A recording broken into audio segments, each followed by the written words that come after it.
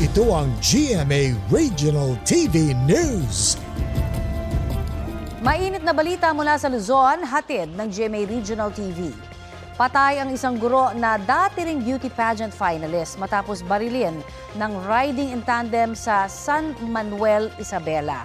Chris, natukoy na ba yung mga salarin?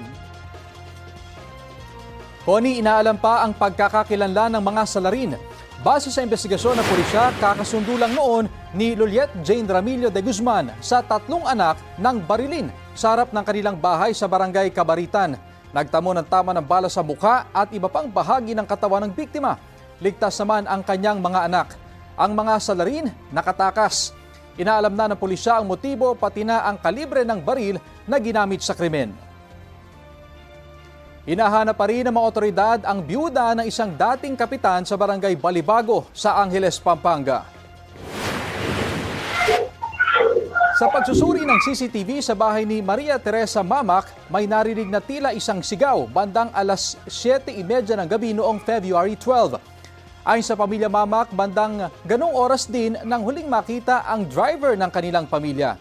Sabi naman ng Angeles Police, huling namataan ng biyuda bago mag-alas 9 ng gabi noon ding February 12, sakay ng kanyang puting sasakyan papunta sa bayan ng Mabalacat.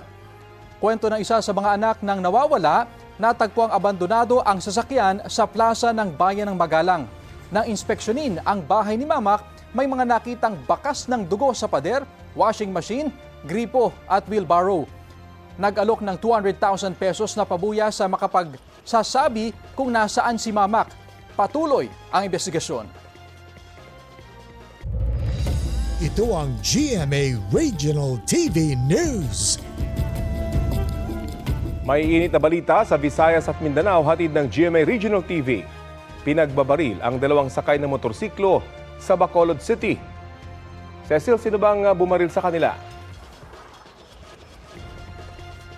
Rafi, hindi pa nakikilala ang salarin na patuloy pang tinutugis. Base sa investigasyon, walang nakirinig na may nagpaputok ng baril.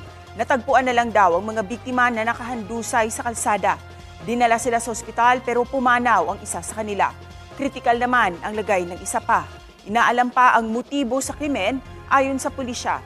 May record ng pagnanakaw ang 2 biktima. Patuloy pa ang investigasyon sa insidente, kabilang ang pagkalap ng mga CCTV footage sa lugar. Isang sundalo naman ang patay sa engkwentro sa Bayawan Negros Oriental kahapon ng umaga. Nagkaengkwentro ang Philippine Army at mga miyembro umano ng New People's Army. Bukod sa nasawi, may sugatan ding sundalo sa insidente. Hindi pa tukoy kung may casualty sa kabilang panig.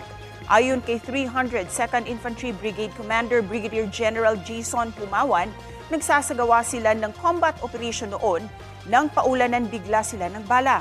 Wala naman anyang nadamay na sibilyan sa engkwentro.